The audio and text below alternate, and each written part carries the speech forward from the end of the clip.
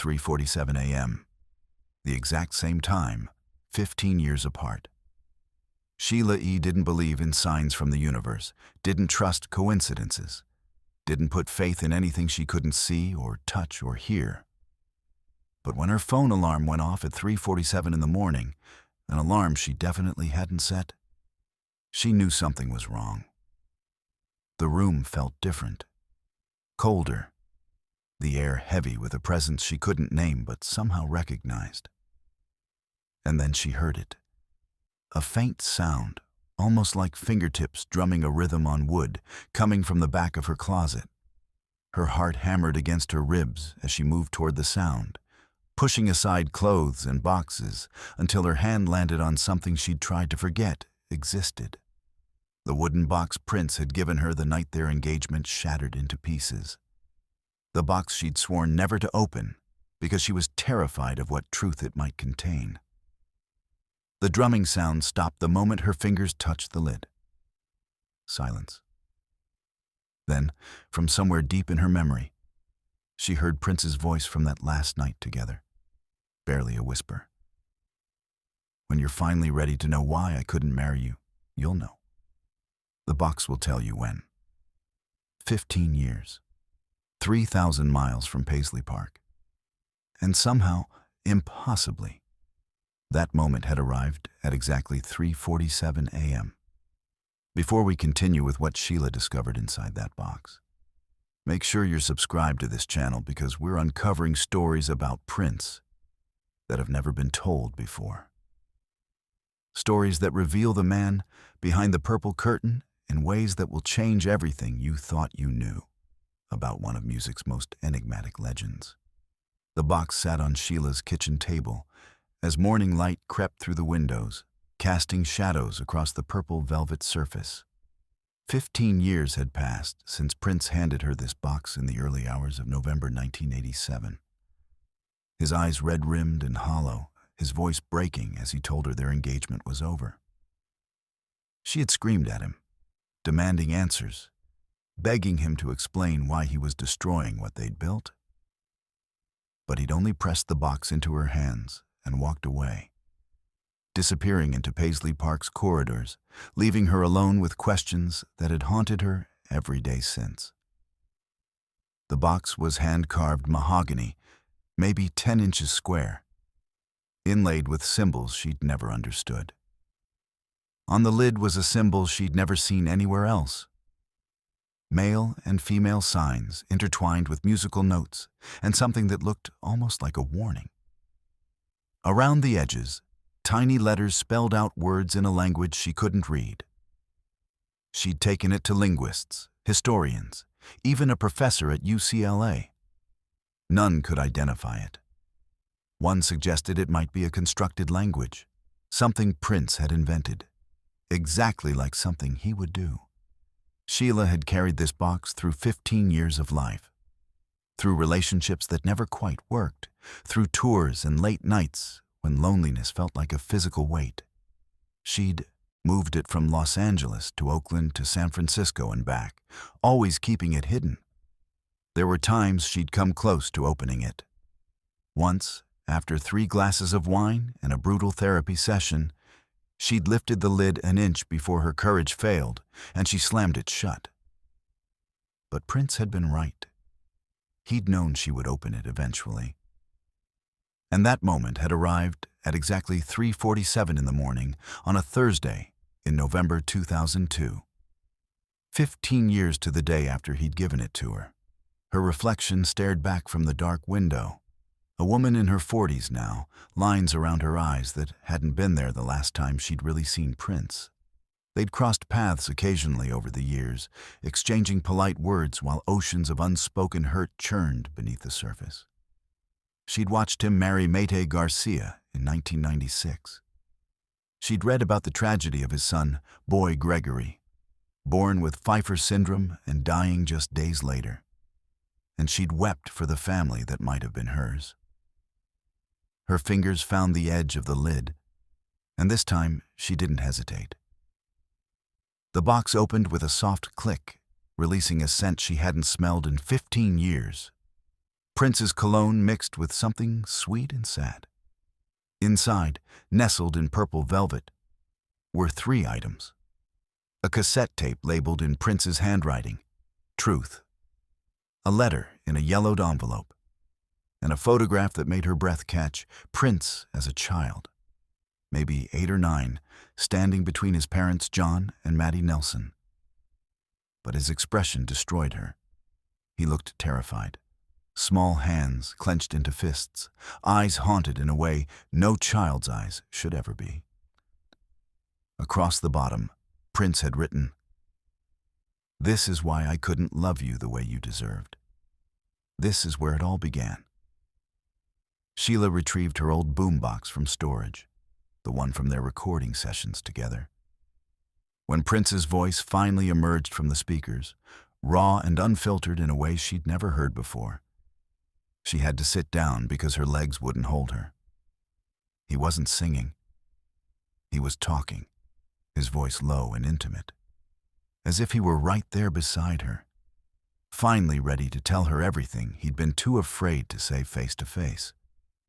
Prince's voice filled the apartment, and with each word, Sheila felt the walls around her heart crumbling. He apologized for the pain he'd caused, for giving her a box instead of an explanation.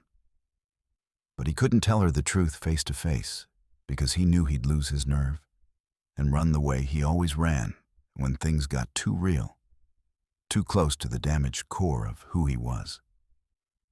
Then he began to tell her about his childhood, and the story was nothing like the sanitized version the world knew. Yes, his parents were musicians who exposed him to jazz and funk. But what the world didn't know was the violence that lived in that Minneapolis house. His father's rage, unpredictable and explosive, erupting over the smallest perceived slight. His mother's desperate attempts to protect him that often backfired, leaving young Prince to absorb blows meant for her.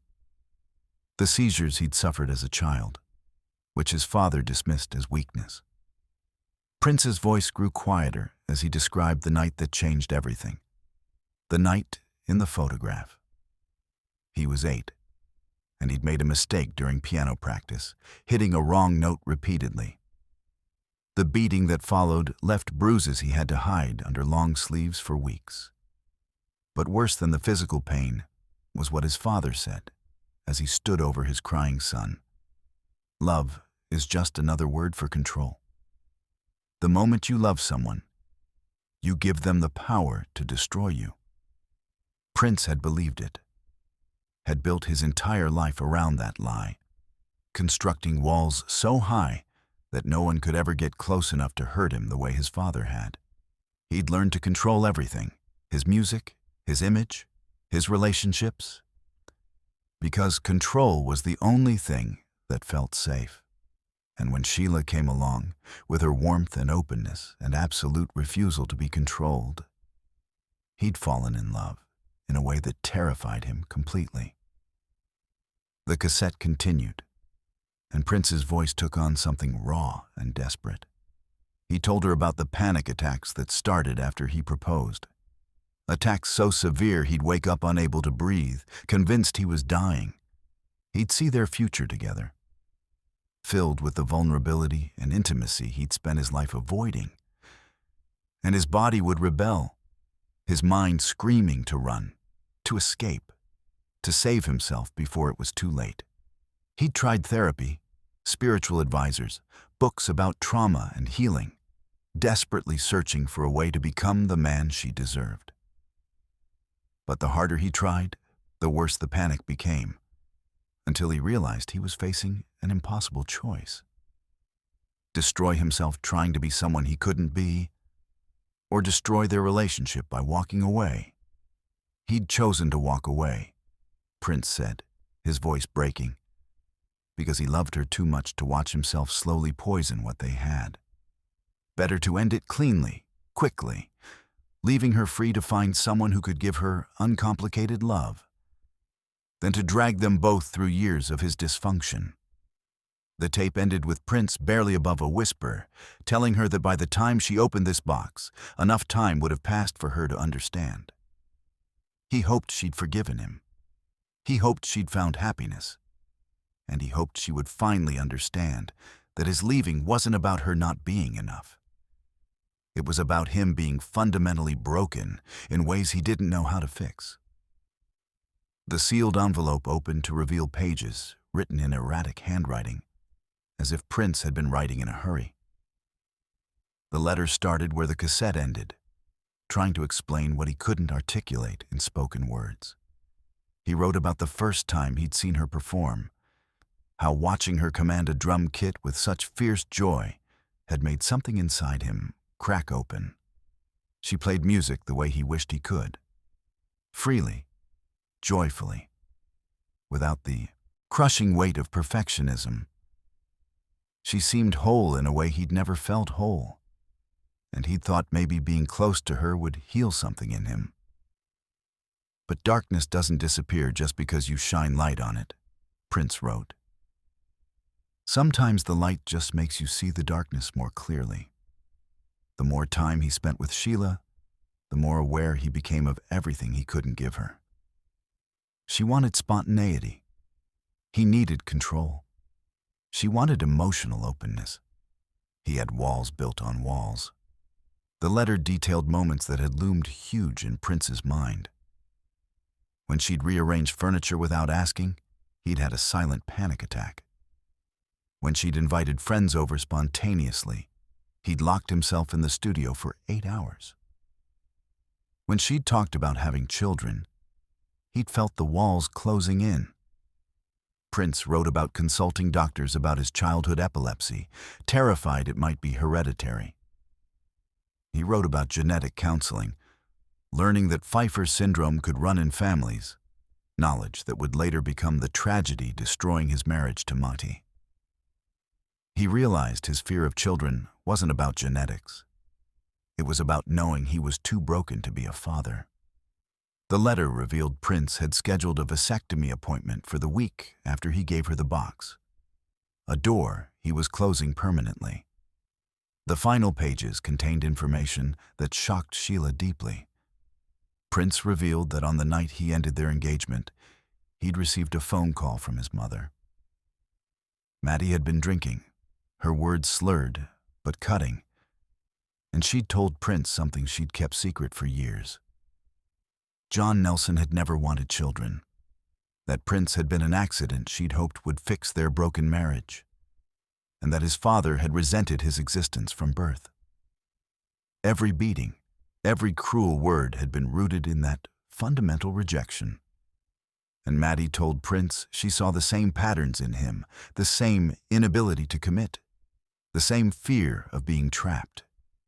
She told him he was becoming his father, that he would eventually hurt Sheila the same way, and that the kindest thing he could do was let her go before the damage became irreparable. Prince wrote that hearing those words shattered something inside him, confirming his deepest fears. He'd spent his life trying not to become his father. But what if his mother was right? What if the violence and control were coded into his DNA, waiting to emerge? He couldn't risk it. So he'd made the cassette and written the letter and sealed them with the photograph of the terrified little boy he'd been. The letter ended with a postscript that made Sheila's hands shake. Prince wrote that he'd included one more item in the box, hidden in a false bottom. It was a song he'd written for her, but never recorded or performed. The only copy was the handwritten sheet music in that box, and it contained everything he'd never been able to say. He called it The Love I Couldn't Give, and he wrote that someday, if she forgave him, maybe she'd play it and understand that his leaving wasn't the absence of love.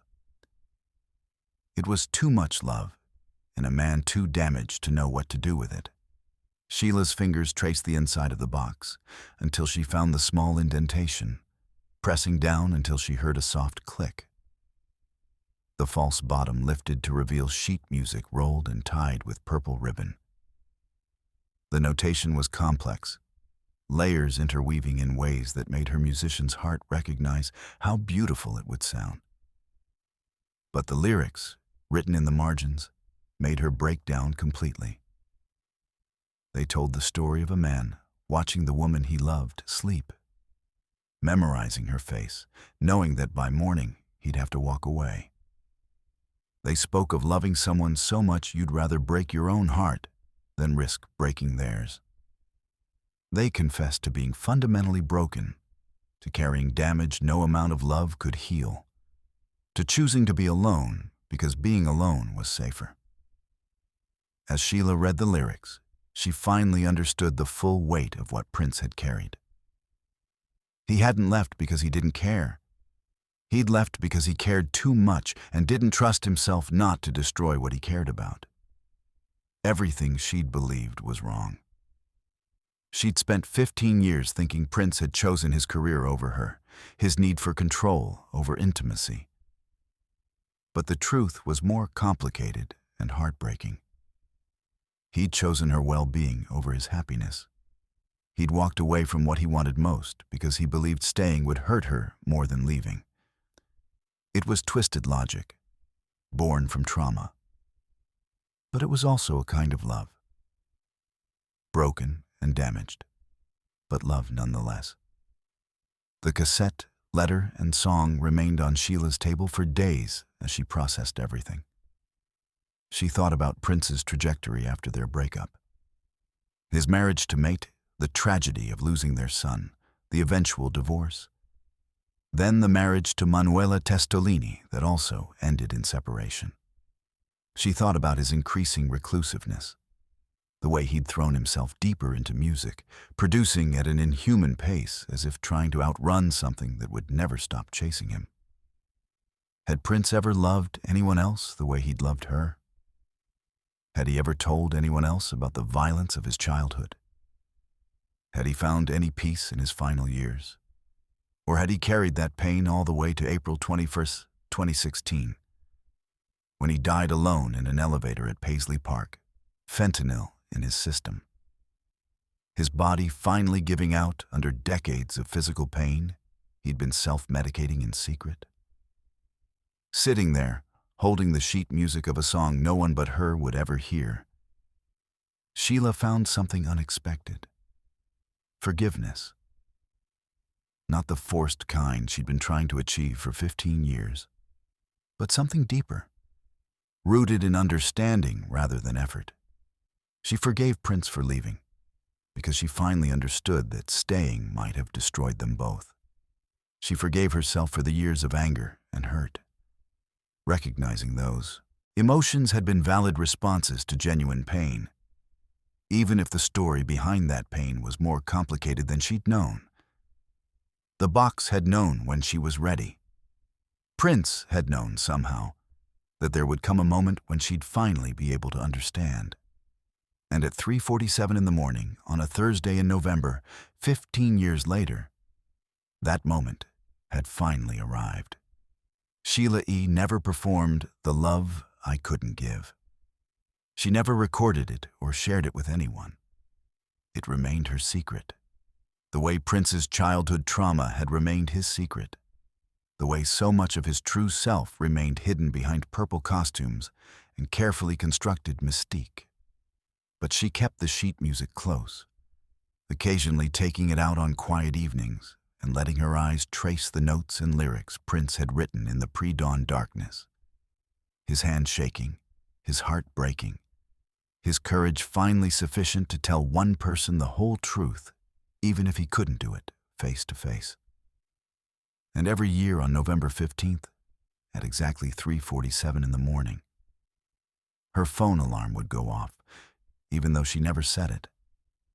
And she'd lie awake in the darkness, thinking about a man who'd loved her too much and too poorly, whose damage had prevented him from accepting the healing that love might have offered. The story of Prince and Sheila E. is usually told as a simple breakup between two musicians whose careers pulled them in different directions. But the truth, hidden in a purple velvet box for 15 years, reveals something far more heartbreaking. A love that was real and deep and ultimately impossible. Not because of lack of feeling, but because of too much fear. Prince had been right about one thing. He was too damaged to give Sheila the uncomplicated love she deserved. But he'd been wrong about something crucial. That being damaged made him unworthy of being loved. That protecting her from his dysfunction was more important than giving her the choice to love him anyway, broken pieces and all. And that misunderstanding, born from childhood trauma and perpetuated by fear, cost them both decades of potential healing. The box revealed everything. But by the time Sheila opened it, Prince was gone, and all that remained were words on paper and a song that would never be sung. Testaments to a love that existed fully only in the space between what was said and what could never be said. Between the man Prince was and the man he desperately wished he could become.